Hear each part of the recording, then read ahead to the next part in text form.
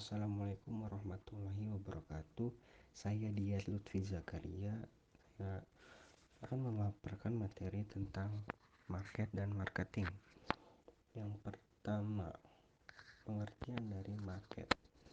Menurut para ahli, ada dua konsep dari market, yaitu place adalah sebuah tempat di mana pembeli dan penjual berkumpul untuk melakukan jual beli barang atau jasa. Place memiliki dua jenis, yaitu virtual dan physical. Kemudian konsep yang kedua adalah people, yang merupakan sekumpulan calon pembeli potensial dan aktual. Calon pembeli potensial adalah konsumen yang berpotensi untuk membeli produk, sedangkan pembeli aktual yaitu konsumen yang mempunyai daya beli dan mampu membeli produk. Kemudian ada 5 pasar dasar dan arus penghubungnya yang ditunjukkan pada chart. Produsen atau manufaktur market membutuhkan sumber daya dari resource market yang entah berupa bahan mentah, tenaga kerja, atau modal. Nah, yang kemudian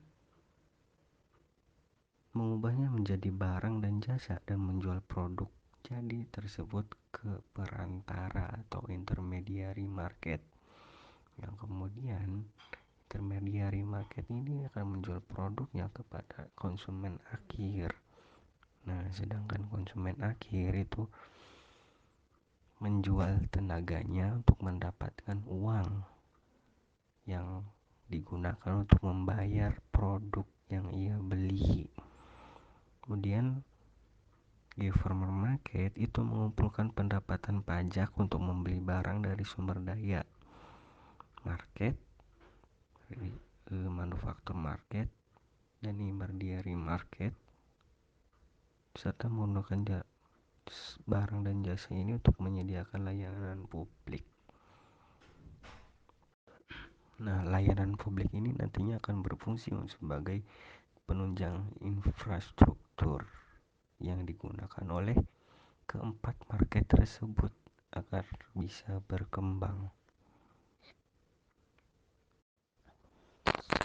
Berikutnya yaitu pasar pelanggan kunci yang terdiri dari pasar konsumen, pasar bisnis yang diantaranya adalah pasar intermediari, pasar produksi atau manufaktur market, dan government market. Kemudian yang ketiga adalah pasar global. Nah, dari konsep tersebut muncullah konsep yang dinamakan B2B yang merupakan business to business. Contohnya manufaktur yang menyediakan bahan setengah jadi yang kemudian dijual kembali untuk diproduksi. Contoh gampangnya seperti mangga dari petani kemudian dijual ke toko jus buah. Yang mangga tersebut akan diolah menjadi jus mangga, yang kemudian jus mangga ini dijual ke konsumen akhir. Nah, proses petani menjual produknya ke toko jus buah merupakan konsep B2B, dan toko jus buah menjual produknya ke konsumen akhir merupakan proses B2C. Nah, selain B2B dan B2C itu ada B2G atau business to global, business to government, dan masih banyak lainnya. Slide berikutnya yaitu membahas marketplace, market space, dan meta market. Marketplace merupakan pasar yang memiliki bentuk fisik. Contohnya minimarket, pasar tradisional, supermarket, dan lainnya. Kemudian market space merupakan pasar yang bersifat digital. Contohnya seperti pasar toko yang ada di marketplace digital seperti Tokopedia, Shopee, dan lainnya. Kemudian meta market yaitu pasar yang bersifat komplementer. Misalnya automobil meta market atau meta market automobil yang terintegrasi dengan dealer, bengkel, lembaga keuangan terkait kredit atau pinjaman mobil, kemudian perusahaan asuransi, serta hal lainnya yang berkaitan dengan kebutuhan dari kendaraan yang menjadi produk dari meta market automobil tersebut. Nah, produk apa aja sih yang bisa dipasarkan di pasar? Berikut ini adalah 10 jenis produk menurut Philip Kotler. Yang pertama ada produk barang fisik, contohnya seperti kendaraan, makanan, teknologi, dan lainnya yang berupa fisik. Yang kedua adalah jasa, yaitu produk yang berupa layanan, contohnya maskapai penerbangan, lembaga keuangan, tukang cukur, dan lainnya. Kemudian yang ketiga adalah event atau acara, contohnya seperti konser, pertandingan sepak bola, kemudian motor kompetisi motor GP, dan lainnya. Yang keempat yaitu experience atau pengalaman, yaitu produk yang menyebabkan konsumennya mengalami perubahan suasana hati atau kejadian yang selalu diingat oleh konsumen. Contohnya rumah hantu tuh. Kemudian mendaki gunung. Kemudian ada juga film yang menyebabkan tadinya happy pas masuk bioskop, pas udah nonton film malah jadi sedih gitu. Kemudian produk yang kelima adalah people. Yang dimaksud people di sini bukan jual organ dalam ya. Di sini adalah orang yang memiliki keterampilan, skill, dan juga mempunyai kredibilitas yang tinggi. Misalnya dalam konser itu ada Blackpink yang kemarin ada di Jakarta, kemudian klub sepak bola yang memiliki pemain legenda seperti Ronaldo dan Messi. Itu juga bisa menjadi produk yang bisa dipasarkan. Kemudian yang keenam yaitu place atau tempat. Contohnya seperti keraton-keraton yang ada di Jawa, keindahan alam seperti di Kawah Ijen, di Banyuwangi, kemudian kota tua yang mempunyai sejarah panjang di Jakarta. Itu menjadi produk. Kemudian yang ketujuh adalah organisasi yang menciptakan perbedaan sosial atau membangun citra yang kuat. Contohnya kuliah di universitas yang memiliki pengaruh terhadap sejarah suatu negara atau dunia serta melahirkan banyak ilmuwan cerdas. Kemudian yang kedelapan adalah informasi. Contohnya di bidang pendidikan, para pengajar memberikan informasi berupa ilmu pengetahuan. Selain itu ada juga media informasi digital maupun konvensional. Kemudian ada properti. Produk dari properti itu contohnya jual beli di industri real estate, surat obligasi serta lainnya yang berkaitan dengan properti.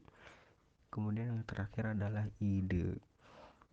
Contohnya seperti inovasi teknologi elektronik,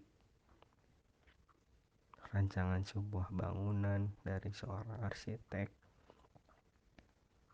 dan lainnya.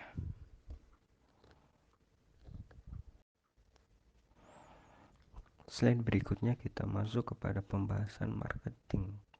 Apa itu marketing? Menurut EMA atau American Marketing Association menyatakan bahwa marketing atau pemasaran adalah fungsi organisasi dan serangkaian proses untuk menciptakan, mengkomunikasikan, dan memberikan nilai kepada pelanggan dan untuk mengelola hubungan pelanggan dengan cara yang menguntungkan antara stakeholder dan pemangku kepentingan lainnya. Dari definisi yang diutarakan AMA, ada beberapa kata kunci yaitu proses menciptakan, mengkomunikasikan, dan memberikan nilai untuk pelanggan. Nah, proses menciptakan produk itu perusahaan harus melakukan riset terkait produk apa aja sih yang dibutuhkan oleh konsumen atau pasar sasaran, dan dengan membuat inovasi baru atau apapun itu yang produknya menjadi solusi bagi konsumen.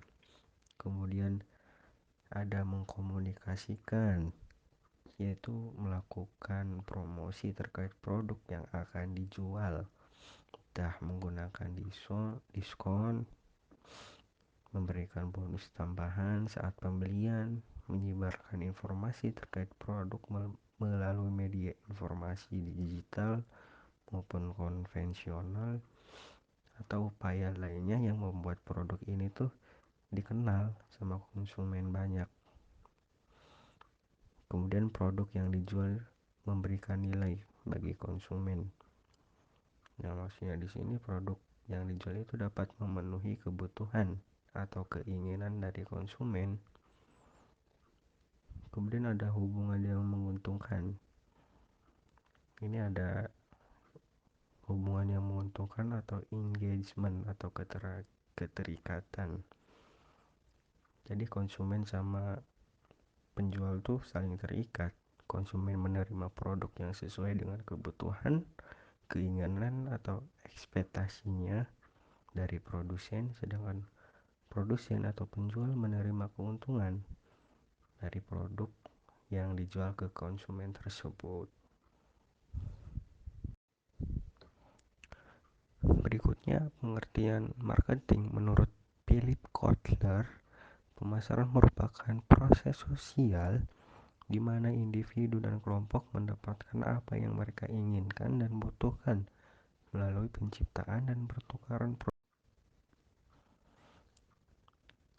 Slide berikutnya membahas segmenting, targeting, dan positioning. Segmenting merupakan proses memetakan target konsumen berdasarkan psikografis atau gaya hidup, kemudian demografis atau umur, pekerjaan atau hobi, kemudian dari segi geografis atau kondisi suatu daerah. Di sini kita ambil contoh pasta gigi yang memiliki segmentasi demografis anak-anak hingga dewasa. Kemudian dari gaya hidup atau psikografisnya memiliki gaya hidup yang sehat. Itu pemetaan produk berdasarkan demografis dan psikografis. Kemudian targeting yaitu penetapan segmen pasar yang dijadikan pasar sasaran. Contoh tadi pasta gigi, perusahaan lebih memfokuskan produk untuk anak-anak yang tadinya bukan hanya untuk anak-anak aja, ada juga untuk dewasa, tapi ditargeting lebih dikerucutkan ke anak-anak. Kemudian positioning yaitu bagaimana produk bisa diingat konsumen atau bisa bersaing dengan kompetitor.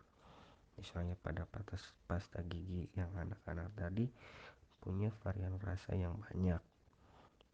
Terus bentuk sikat gigi yang disukai anak-anak, kayak ujungnya ada gambar bentuk mobil, bentuk dino atau apa.